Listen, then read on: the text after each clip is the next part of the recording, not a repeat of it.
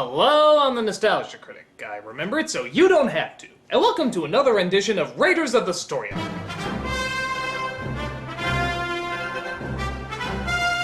Have I talked about Batman the Animated Series yet?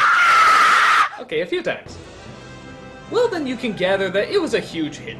So, with all that popularity, it only made sense for the makers of the show to move on to the next logical superhero.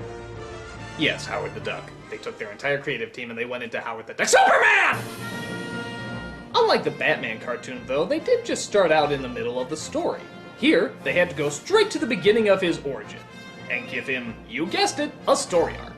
But this would be tricky, seeing how most people already knew the story arc of Superman. Moses with aliens. So it would be a little bit more difficult to make this fresh and new.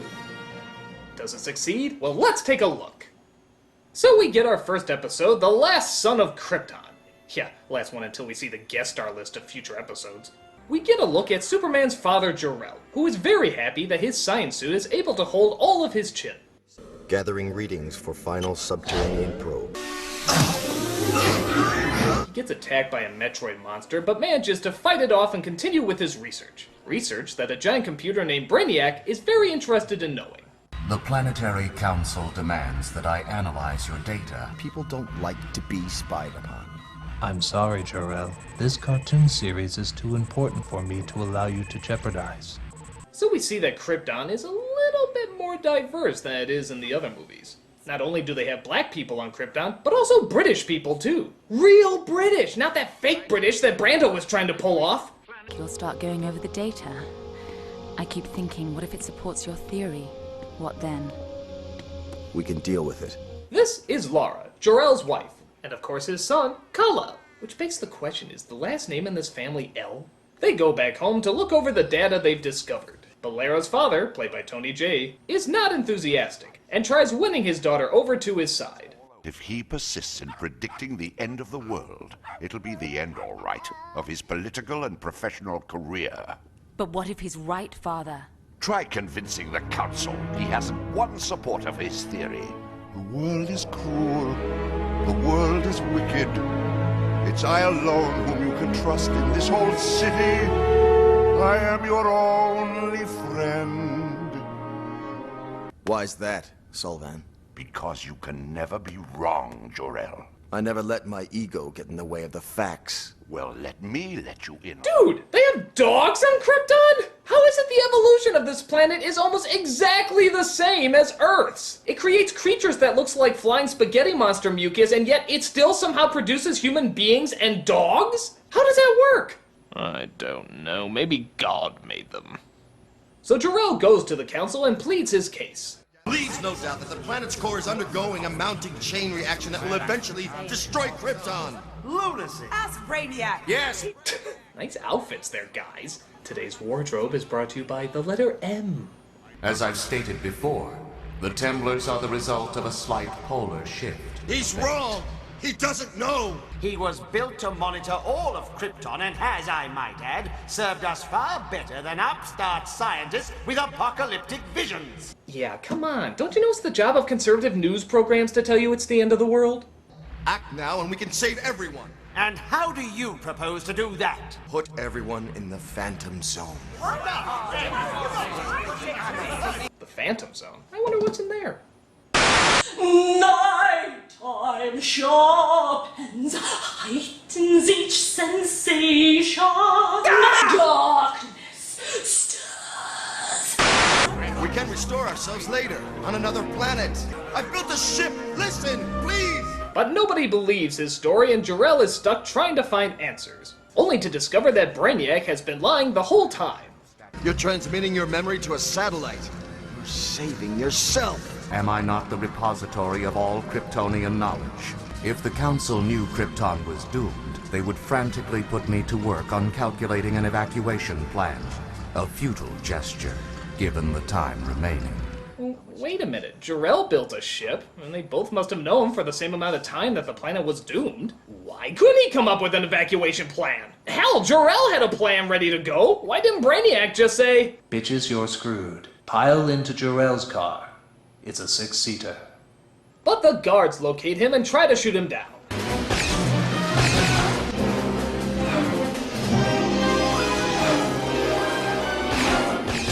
I would say that this scene is ripping off Judge Dredd, but that would imply that somebody actually saw Judge Dredd.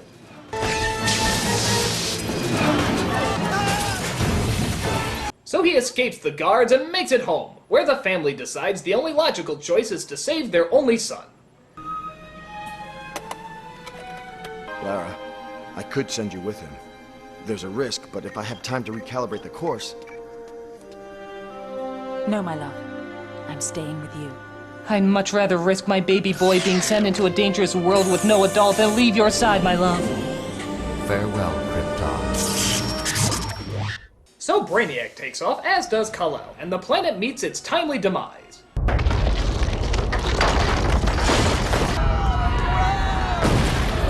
You know what just hit me? I don't think they ever specifically say in this version what it is that destroys them. Is it the inside of the planet? Is it colliding with another planet? Is the sun too close? Is it Marvin the Martian again? Oh, I'm going to blow up Krypton. It obstructs my view of Venus. Isn't that lovely? As we begin part 2, we see Kal-El crash lands on Earth right in front of a couple known as the Kents. Whoa, Martha, what are you doing? Who would put a baby in a spaceship? That's just my point. Could be Russian. A Sputnik baby. I don't care where he came from. All I know is he needs us, Jonathan. Look how he's reaching out to you. Ah, yes, to hell with calling authorities. We'll just replace the word kidnapping with adoption, and all our problems will be solved. What do you think of the name Christopher? What do you think of Clark? So Kal-El has now grown up into a teenage Clark Kent, but he can't help but feel he doesn't quite fit in.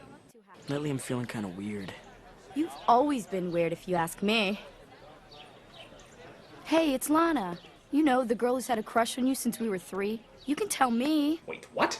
You know, the girl who's had a crush on you since we were 3. Okay, anyone who would just awkwardly say that, they're the weird ones. I think the only thing weirder is that Clark doesn't take her up on it. I mean, you're a teenage boy. I don't care what planet you come from. Your hormones would grab that Mary Jane wants some in a millisecond. And I could see things, too, like in the gym. Miss Stevenson's inside, putting up decorations for the dance. You're saying you can see through walls? So, how many times have you peeked into the girls' locker room, huh? Lana? Lana! 12. So he brings up these issues to his mom and dad, and they decide it's finally time to tell him the truth. They show him the ship, as well as a strange device that came with it.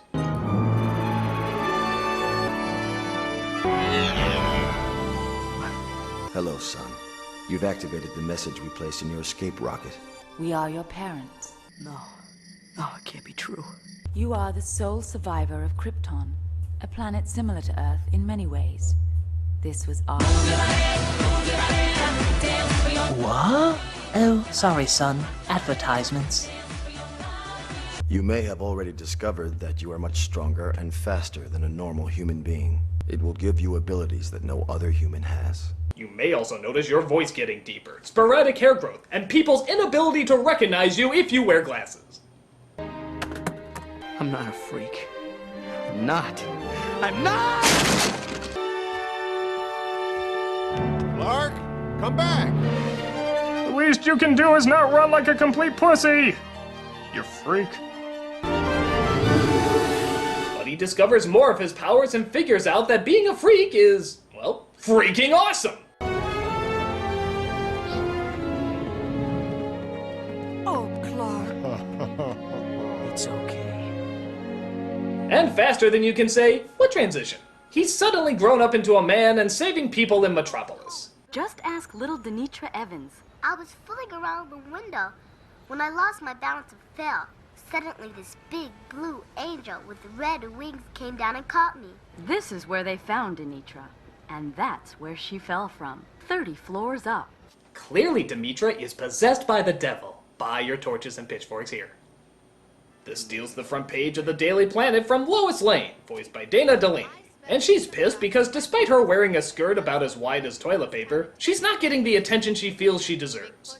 Some sprouty, new-age, granola-crunching fluff piece on angels. Good timing, Lois.